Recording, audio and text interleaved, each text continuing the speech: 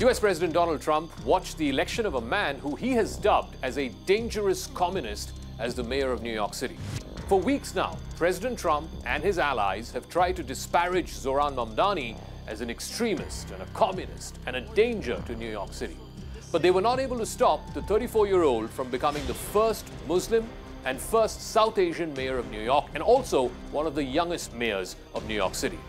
And now, the two men, who are aged 34 and 78, appear to be headed for a showdown, pitting the young democratic socialist against a president who has already treated him as a bit of a useful foil.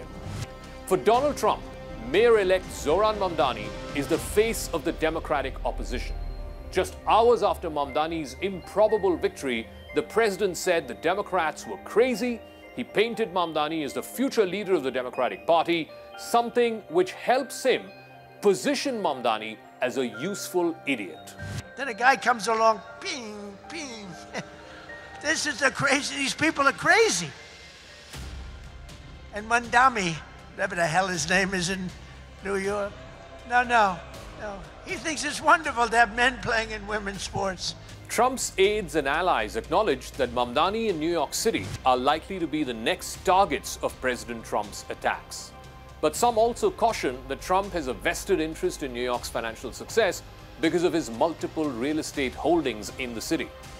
The city underpins the Trump family business empire.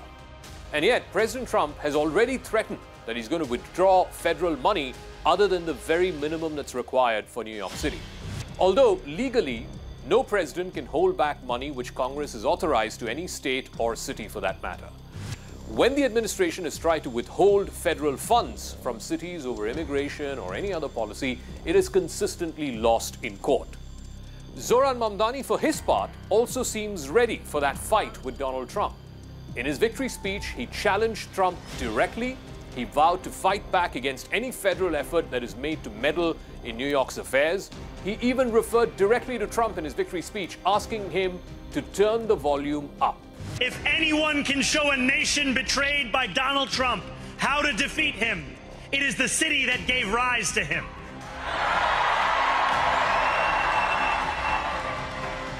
And if there is any way to terrify a despot, it is by dismantling the very conditions that allowed him to accumulate power. This is not only how we stop Trump, it's how we stop the next one. So Donald Trump, since I know you're watching, I have 4 words for you. Turn the volume up. Mamdani also said that he will not be cowed down by President Trump's threats and that New York City would actually become the playbook for how to defeat Trump and his MAGA political movement nationally. Mamdani, though, has very few levers to fight back against the Trump administration other than going to court. The mayor-elect has vowed to hire 200 additional lawyers to the city's legal department, partly to stand up to what he calls presidential excess. In his second term, President Trump has repeatedly shown his willingness, some would say even eagerness, to use the levers of the federal government to exact revenge on his opponents. He's already cut billions of dollars of federal grants to states and cities run by Democrats, including New York, Chicago, and Los Angeles. He's also sent the National Guard to Democratic-run cities against their wishes. And he has instructed the Justice Department to prosecute his political opponents, including an Attorney General in New York. But there is a catch here. Mamdani's victory could prove useful to Trump. It could allow Trump to replicate a playbook that he has long deployed in order to demonize Democratic leaders. And the list of those Democrat leaders are long, from former House Speaker Nancy Pelosi to New York Congresswoman Alexandria Ocasio-Cortez to Ilhan Omar from Minnesota, even Hillary Clinton, who was the Democratic senator from New York and the presidential challenger in 2016, who Trump beat. He has painted all of these Democrats as loony and crazy and extremist, only to further his political agenda. Since Zohran Mamdani won this surprise victory in the Democratic primary back in June, Trump and his allies have tagged Mamdani as the future of the Democratic Party. He's used this to appeal to his MAGA base in Middle America in a bid to show that Trump is the normal and Mamdani is the deviant. And the first issue of the showdown between Trump and Mamdani has been on the rights of transgenders. Mamdani has promised to defend the rights of transgender New Yorkers and to make New York City a sanctuary city for LGBTQ residents. Trump, on the other hand, has already said that Mamdani wants to allow transgenders into women's sport. For Mamdani, he needs to be careful not to get into a trolling contest with Donald Trump.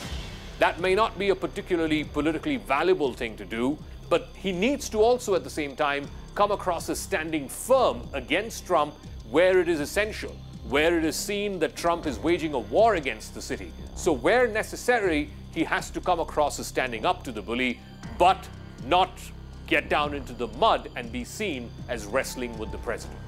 The question, though, is, and this is a balancing act, how do you, on the one hand, challenge President Trump and at the same time leave room for the idea that Mamdani is going to be a mayor for all New Yorkers, including those New Yorkers who are Trump supporters who did not vote for him. Trump, who's born and raised in New York, is deeply concerned about the affairs of the city and how it's run. His advisors have tried to meddle in the race to try and sink Mamdani's chances, but they were unsuccessful. Trump even gave a last-minute endorsement to Mamdani's challenger, Andrew Cuomo, but even that could not stop him. Now, after the victory, some of the president's friends from New York are encouraging him to take a more diplomatic approach to the city and its new mayor. They've advised him not to hold back money that would help New York. They're also advising the president against sending the military into the city, like he's done in the past with Los Angeles, with Chicago, and Washington, D.C.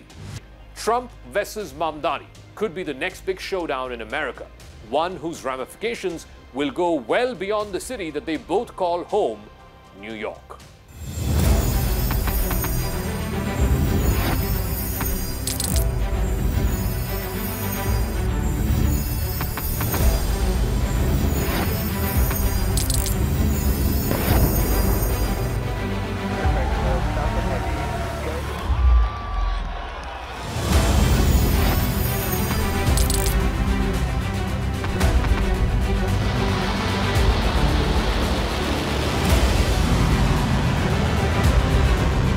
Fighting so long and so hard that they don't know what the they're doing.